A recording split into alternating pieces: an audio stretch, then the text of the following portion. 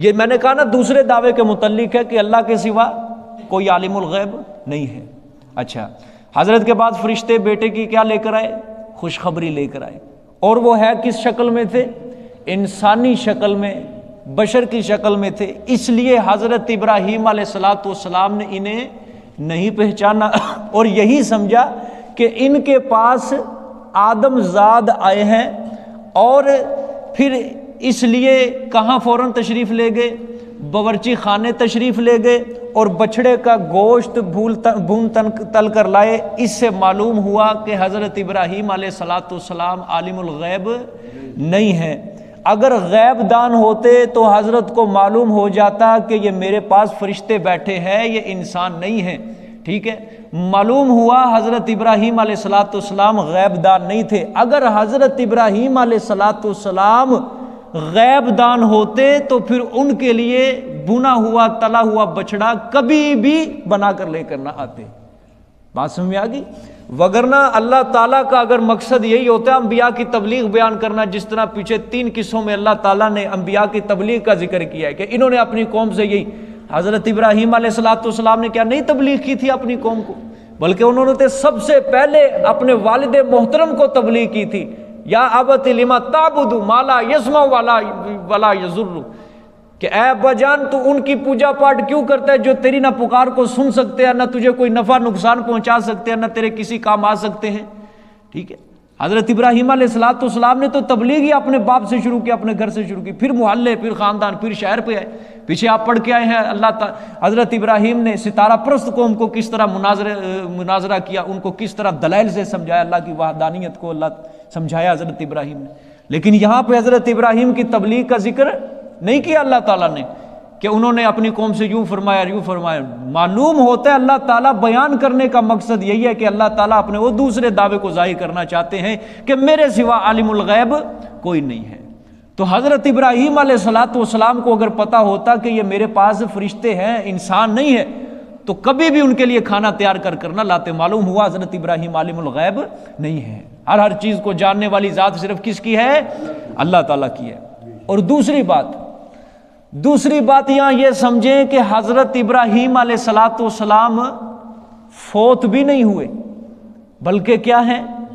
زندہ ہیں، اور نیند میں بھی نہیں ہیں، بلکہ کیا ہے؟ جاگ رہے ہیں۔ اور فرشتے دور بھی نہیں ہیں بلکہ قریب ہیں، سامنے بیٹھے ہیں۔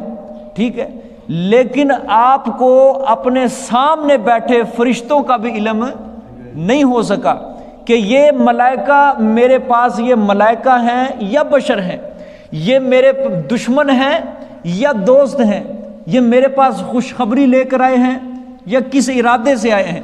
جب زندہ کو، جاگنے والے کو، بیدار کو پتہ نہ چل سکا اپنے سامنے بیٹھے والے کا، تو پھر فوت ہونے کے بعد فوت شدہ بزرگ کو، فوت شدہ انبیاء کو بھی کسی چیز کا علم نہیں ہے۔ سمجھ آ گئی کہ نہیں بات؟ حضرت ابراہیم علیہ الصلاۃ والسلام کے سامنے بیٹھے ہیں فرشتے، اور حضرت ابراہیم جاگ بھی رہے ہیں، نیند میں بھی نہیں ہیں، اور فرشتے دور بھی نہیں ہیں۔ ٹھیک ہے، اور حضرت ابراہیم علیہ الصلاۃ والسلام زندہ ہیں۔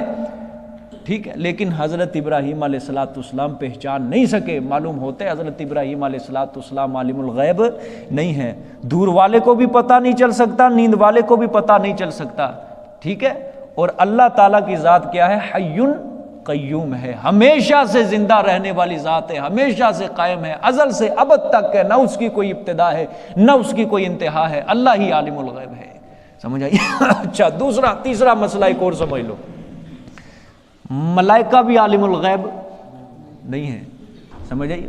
ملائکہ بھی عالم الغیب نہیں ہے، اس لیے کہ اگر ان کو معلوم ہوتا، اگر ان کو پتہ چل جاتا کہ ابراہیم علیہ الصلاۃ والسلام کھانا پکانے کے لیے تشریف لے گئے، ہماری ضیافت کے لیے سامان تیار کر رہے ہیں، تو فرشتے فوراً حضرت ابراہیم کو منع کر دیتے کہ حضرت یہ تکلف نہ کرو، یہ فضول خرچی نہ کرو، ہم تو فرشتے، ہمیں تو کھانے پینے کی کوئی ضرورت نہیں ہے، یہ خوراک تو انسانوں کے لیے، ہم تو فرشتے ہیں۔ سمجھے؟ یہ فرشتے فوراً منع کر دیتے کہ حضرت آپ یہ تکلف نہ کرو، آپ یہ فضول خرچی نہ کرو۔ فرشتے بیٹھے رہے، حضرت سارا کھانا تیار کر کے لے کے ان کے سامنے رکھا، تو فرشتوں نے کیا کہا؟ ہم نہیں کھائیں گے، ہم فرشتے ہیں، ہم انسان نہیں ہیں، ہم نہیں کھا سکتے۔ معلوم ہوتا ہے فرشتے بھی عالم الغیب نہیں ہیں۔ اس وقت کے نبیوں کے سردار حضرت ابراہیم علیہ الصلوۃ والسلام بھی عالم الغیب نہیں ہے، اور نوریوں کے سردار حضرت جبرائیل علیہ الصلوۃ والسلام بھی عالم الغیب نہیں ہیں۔ حضرت عبداللہ ابن عباس رضی اللہ تعالیٰ عنہما نے فرمایا کہ حضرت ابراہیم کے پاس یہ جو 3 فرشتے آئے تھے بیٹے کی خوشخبری لے کر، یہ حضرت جبرائیل علیہ الصلوۃ والسلام تھے، اور حضرت میکائیل تھے، اور تیسرے حضرت اسرافیل علیہ الصلوۃ والسلام تھے۔ یہ 3 فرشتے تھے، اور چوتھا فرشتہ صرف موت کے وقت ہی آتا ہے، سمجھے، اس کی اور ڈیوٹی ہے۔